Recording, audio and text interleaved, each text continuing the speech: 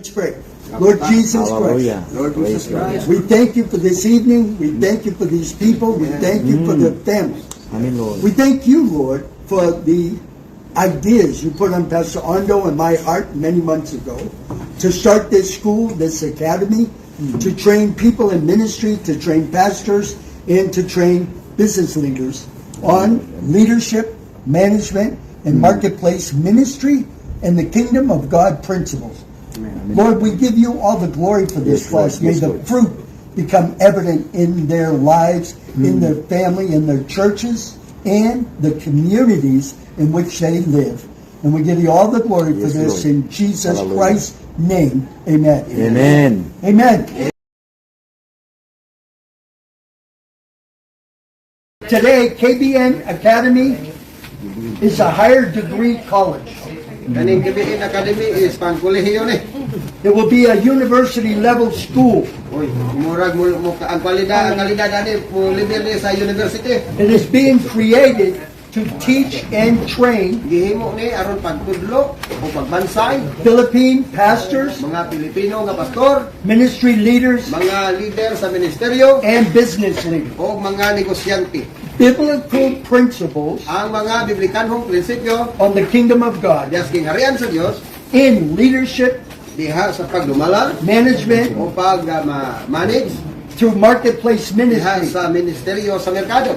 through every layer of the Philippine family and Sa community tanang pamilya o sa komunidad sa Pilipinas in your culture diha sa inyong kultura. to build and grow the establish of the kingdom of God.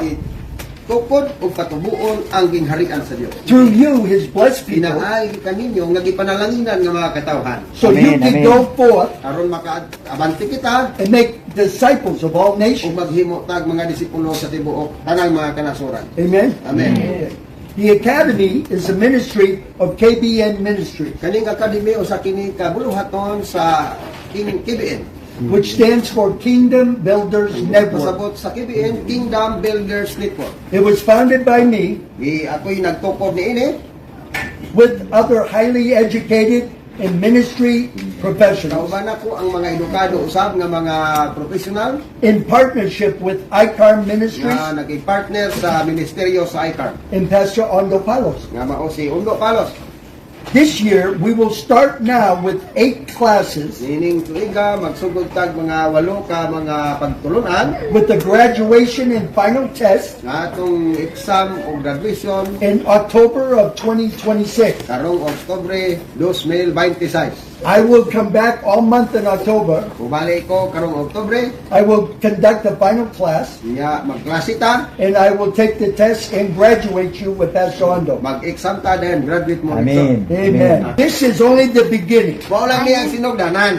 Next year in 2027, Sa sunod tuig 2027, my goal is to develop this school ang akong gusto nga maghimog eskwelahan into 2 major course studies next year. nga dunay mga tumo nga duha ka estudyohan na to ka subject. We will have one curriculum for pastors and ministry leaders Dunay mga pagtulunan para gid sa mga pastor that will Amen. work on leadership and na discipleship tudloan sila sa pagdumala o pagdisipulo with a focus on community and kingdom of God building. nga aron pag-ugmad sa gingharian sa Dios dito sa komunidad. The second curriculum study Ang sunod na pod nga atong tun-an will be entrepreneurial business focus o nga focus ta sa pagtuon unsaon pagsugod og negosyo, on how to start, manage, and grow a business unsaon pagsugod og pagdumala sa usa ka negosyo based upon the kingdom of God principles. nga gibase sa prinsipyo sa gingharian sa Dios. God bless you all today as you begin this journey, Panalanginan kamo sa Ginoo, nga magsugod kamo niining mao nga biyahe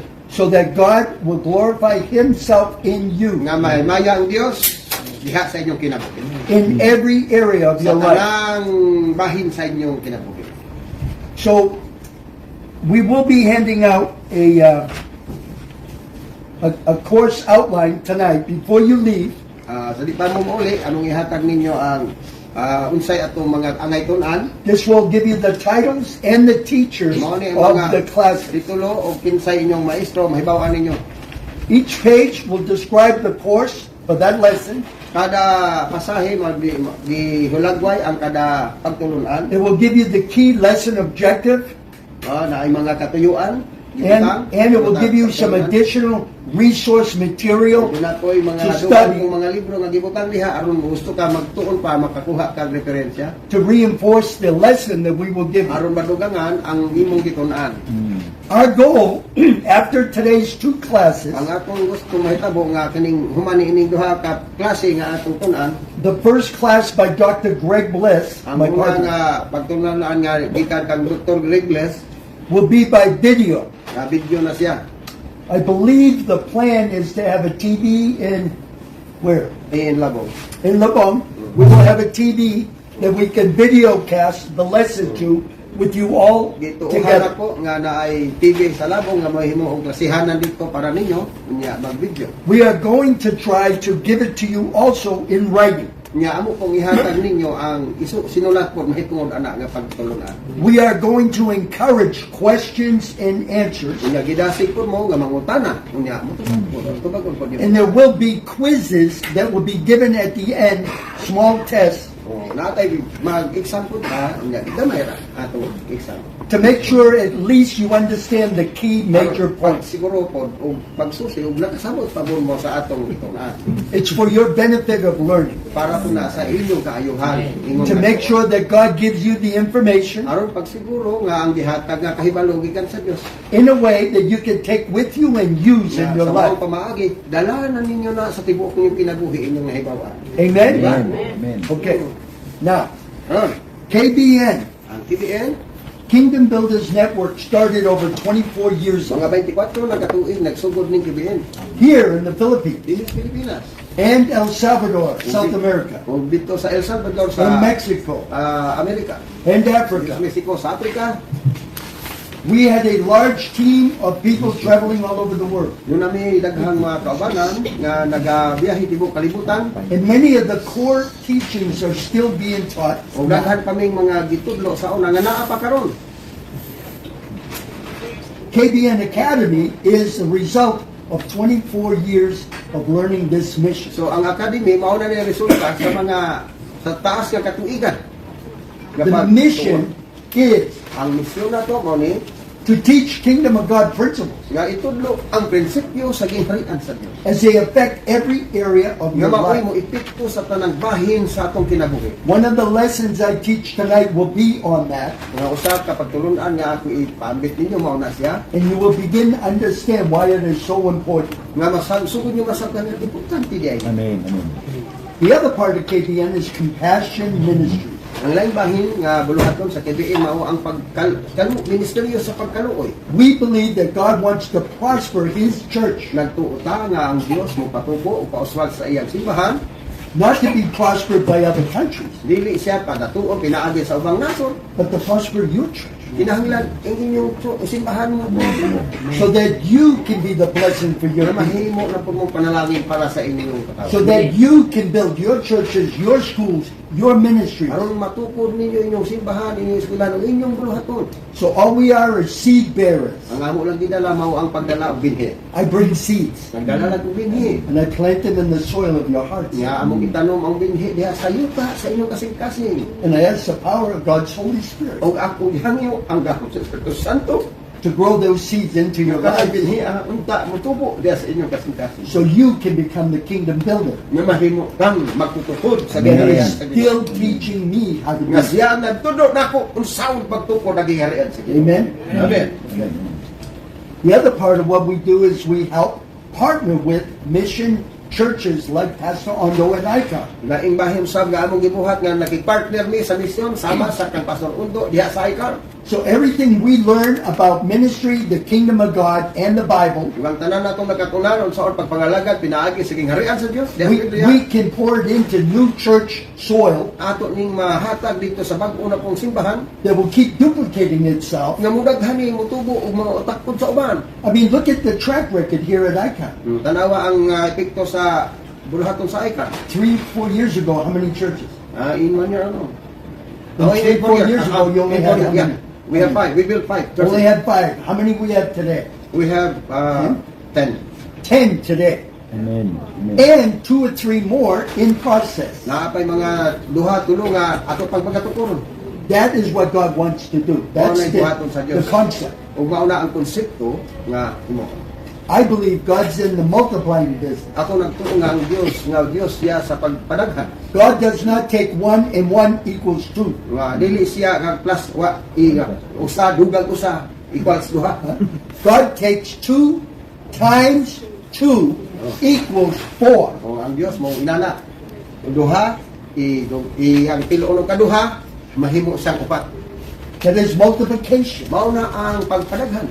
That's God's standard of blessing. Mao na ang pagpanalangin sa Dios pagpadaghan. He doesn't just pour blessing out Di lang kayang ibubo ang panalangin. to people with the right heart and the right attitude. Kagatong mga tao nga dunay saktong kasing-kasing, sakto ang He kinaiya. pours out overflow blessings into your life. Iwason ang panalangin diha sa inyong kinabuhi. If he has someone that he can pour a blessing into Kung dunay tao nga iyang makitaan nga diin iyang ibubo ang mga panalangin, that doesn't just keep it and say, thank you, Lord, dili ko na ay ako una nito na suluho na umuwi. but he gives it away to many others. Pero iya nang ipaawas aron mapanalangin na naman. Amen. God will always keep blessing that person abundantly more than they can ever imagine. Manalangin siya ng tawhana. Nga dili nimo ma-imagine unsa kadaghan nga panalangin dili iya isos iya pagalingong malita. I've seen it in my life many, many, many times. Nakita na ko na sa akong kinabuhi sa daghang panahon. God wants us to always have open hands Gusto ang Dios nga unta ang atong kamot abri dili for 2 reasons. Sa duha ka rason. One is for him to have something to pour his blessing Unang into. rason, aron imong kamot nga dili kumkom dili lisod hagbungag panalangin kay gaukap gabukaman. But then to give it away to someone who Pero needs initahod sa it. panalangin ayo kumkuma ipadayon na gabre. That is God's standard. Amen?